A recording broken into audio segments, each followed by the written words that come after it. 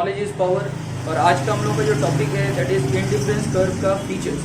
लेकिन सबसे पहले हम लोग डिस्कस करने वाले हैं इंडिफरेंस कर्व का मेन जो मीनिंग है, ठीक है, what is indifference curve. Economics में ये बहुत ही इंपॉर्टेंट टॉपिक है, आइए उसको हम लोग सबसे पहले डिस्कस करते हैं, फिर फीचर्स हम लोग आगे बढ़ाते हैं। तो सबसे पहले आप देख सकते हैं यहाँ पे मैंने लिखा है micro economics indifference curve, features of indifference curve.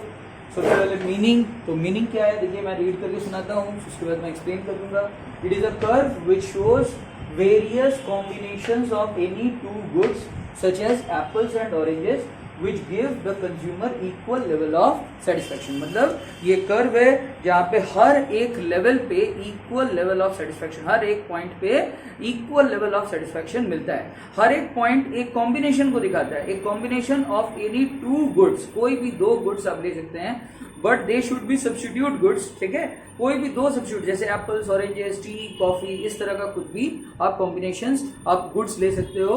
और इस कर्व में हमेशा हर पॉइंट पे एक पर्टिकुलर यूनिक कॉम्बिनेशन को दिखाएगा, जैसे कि आप यहाँ पे देख सकते हो। ये मेरा इंडिफरेंस कर्व है, ये इस तरीके से जा रहा है, यहाँ पे ये रहा मेरा पॉइंट नंबर ए, तो ये पॉइंट नंबर बी, ये पॉइंट नंबर सी, ये तीनों पॉइंट पे कंज्यूमर को एक सेम लेवल ऑफ सेटिस्फैक्शन उसको मिलेगा।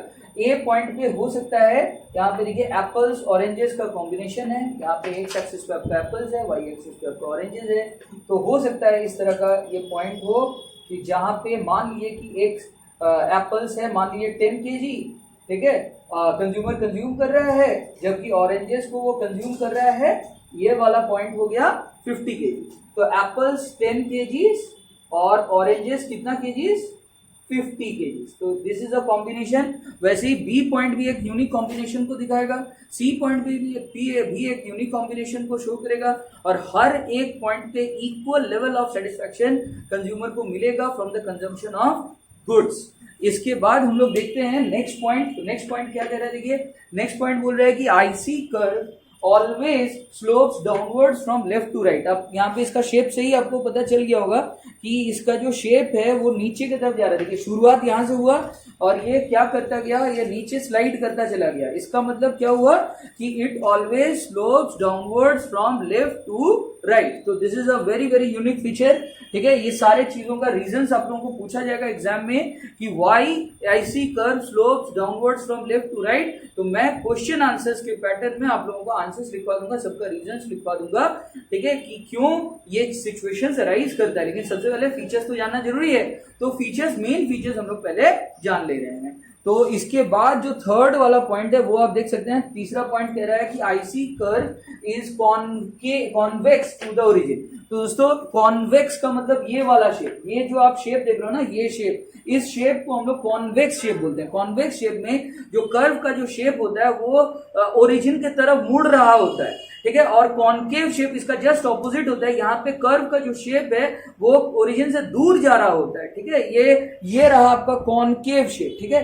तो this is your concave shape, ये कॉन्केव शेप का है, और जबकि ये जो है वो ये कॉन्वेक्स शेप का है। तो इंडिफरेंस कर्व कॉन्वेक्स शेप का है, ये आप देख ही पा रहे हैं। इसके बाद जो नेक्स्ट पॉइंट है वो क्या कर रहा है देखिए, higher IC curve gives shows higher level of satisfaction. Higher IC curve हमेशा हायर लेवल ऑफ सेटिस्फैक्शन को दिखाता है। यानी कि आप कोई कंज्यूमर अगर जैसे यहाँ पे मैंने डिस्क्राइब किया इस चीज को, ये मान लिया IC1 है और ये मान लिया IC2 है, तो जो कंज्यूमर IC2 लेवल पे रहेगा उसका लेवल ऑफ सेटिस्फैक्शन उस कंज्यूमर से हायर होगा जो कि IC1 पॉइंट पे रहेगा, IC1 के किसी भी पॉइंट पे रहेगा, चाहे कोई भी पॉइंट हो। आप सपोज इस पॉइंट के साथ इस पॉइंट को कंपेयर कर सकते हो।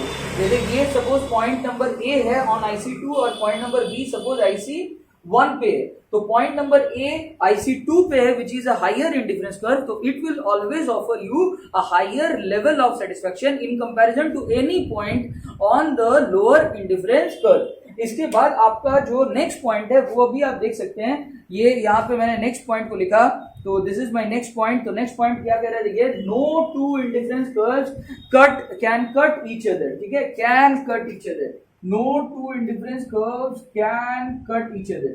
कोई भी दो इंडिफरेंस कर्व्स एक दूसरे को कट कर ही नहीं सकता, इंटरसेक्शन अलाउड नहीं है, ठीक है। इसको भी मैं लॉजिकली बता दूंगा, मैं जस्ट एक ओवरव्यू देता हूं, ठीक है, कि क्यों इंटरसेक्शन अलाउड नहीं है।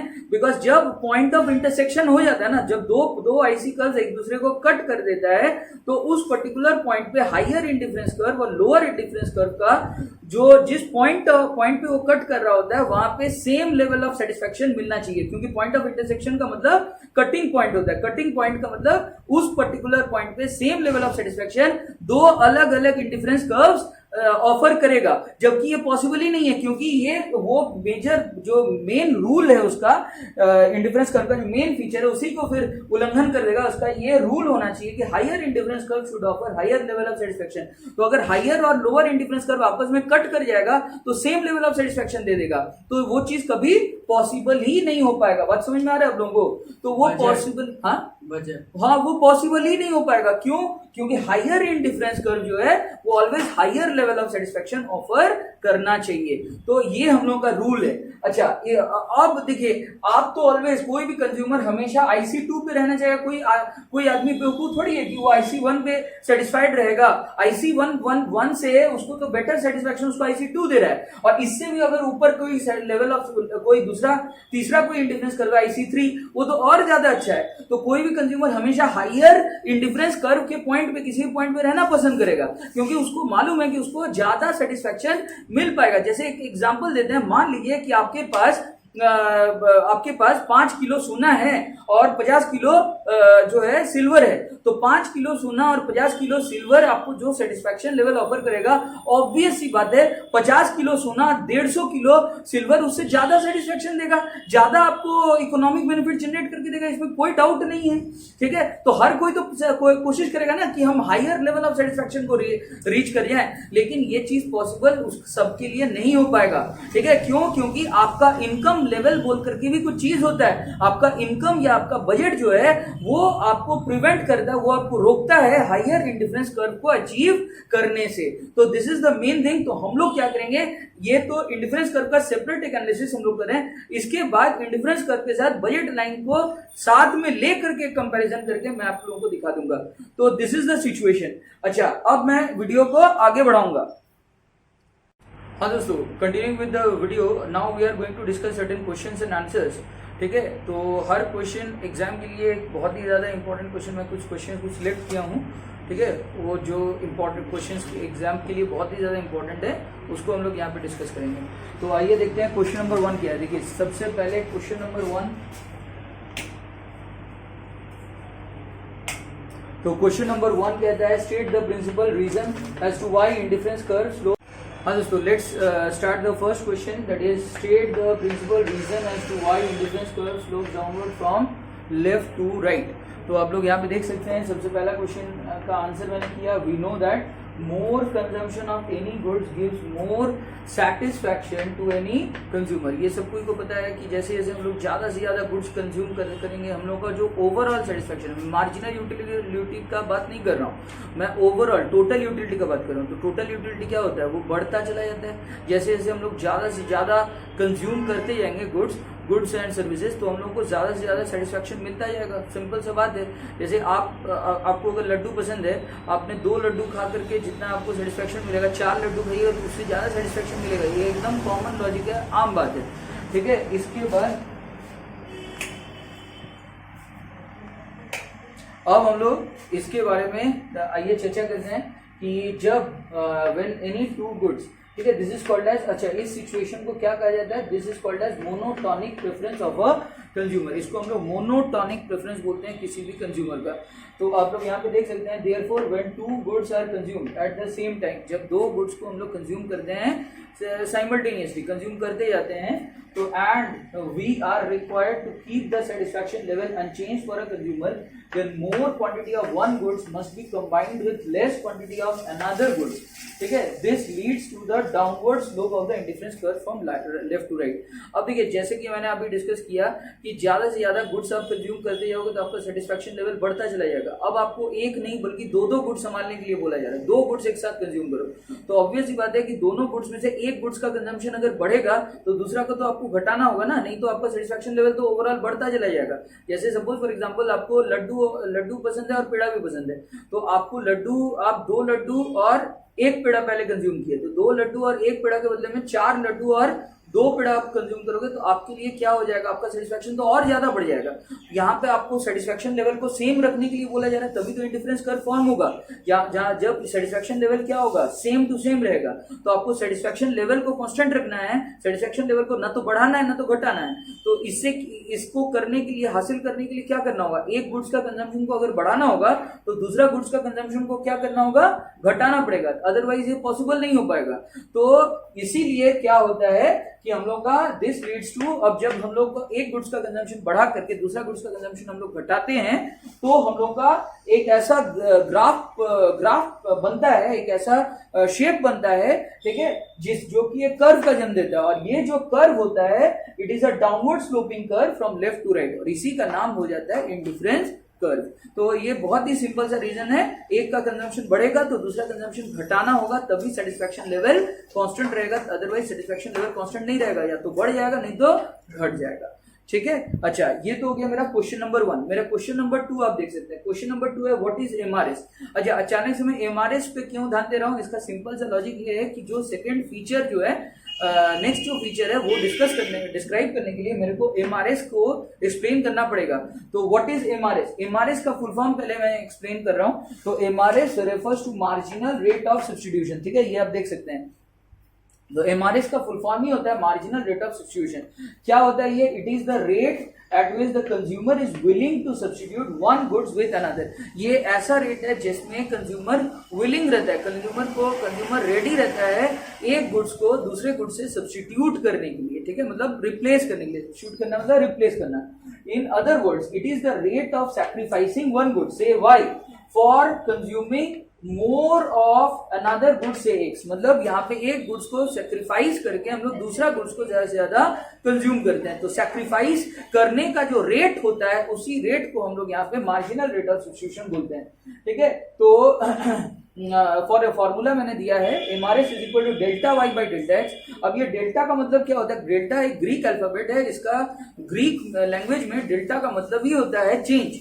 तो चेंज इन वाई, इसको आप लोग ऐसे पढ़ोगे, change in Y divided by change in X. यानी कि गुड्स वाई में जो बदलाव आया उसको डिवाइड दे दिए गुड्स एक्स में जो बदलाव आया. बदलाव किस सेंस में, बदलाव क्वांटिटी में. ठीक है, क्वांटिटी में हम लोग जो बदलाव ला रहे हैं, quantity of change in goods Y divided by quantity of change in goods X, that is your MRS. और एमआरएस का क्या सिग्निफिकेंस है, देखिए ये 2 पॉइंट में मैंने डिस्क्राइब किया है.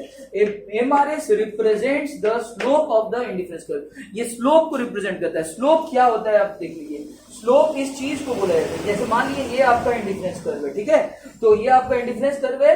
तो यहाँ पे आप देखिए, यहाँ पे एक आप अगर एक क्या कर सकते हो, यहाँ से एक लाइन आप सीधा ऐसे खींच दो तो यहाँ पे क्या हो रहा है, एक यहाँ पे देखिए एक एंगल फॉर्म कर रहा है.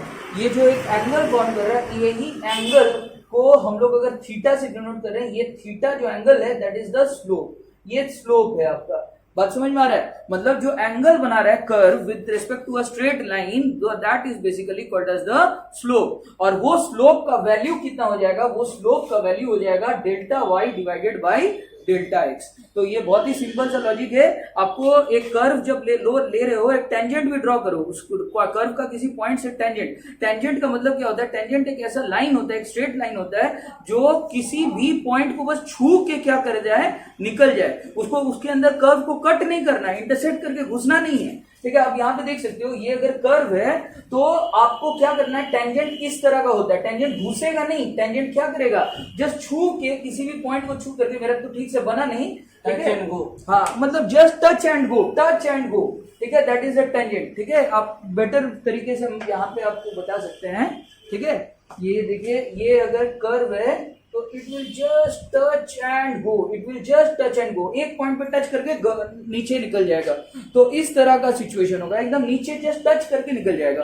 तो टच टेंजेंट के साथ जो कर्व का एक एंगल फॉर्म होता है, तो वही एंगल यहाँ पे क्या हो जाता है, दैट इज द स्लोप। और यही स्लोप हो जाएगा, इसका अगर हम लोग वैल्यू निकालेंगे स्लोप का, तो स्लोप का value will be delta Y by delta X. ठीक है, जो लोग कैलकुलस का ज्ञान है, जिन लोगों को डिफरेंशियल कैलकुलस का, वो लोग बोलेंगे D Y by D X. ठीक है, they will use the word D Y by D X, तो that is in calculus. But जिन लोगों को कैलकुलस का ज्ञान नहीं है, उन लोगों के लिए delta Y by delta X ही सबसे ज्यादा सही वैल्यू है, सही फॉर्मूला है। अब यहाँ पे एमआरएस का जो वैल्यू है, MRS keeps on declining. MRS क्या करता है, एमआरएस घटता चला जाता है। जैसे जैसे आप किसी कर्व में नीचे उतरते जाते हो, from point A to point B, मान लीजिए ये आपका पॉइंट ए है, ठीक है, मान लीजिए कि ये आपका इंडिफरेंस कर्व है, यहाँ पे मैं बना करके दिखा रहा हूँ। ठीक है, मान लीजिए कि ये आपका इंडिफरेंस कर्व है, यहाँ पे पॉइंट ए है और यहाँ पे पॉइंट बी है।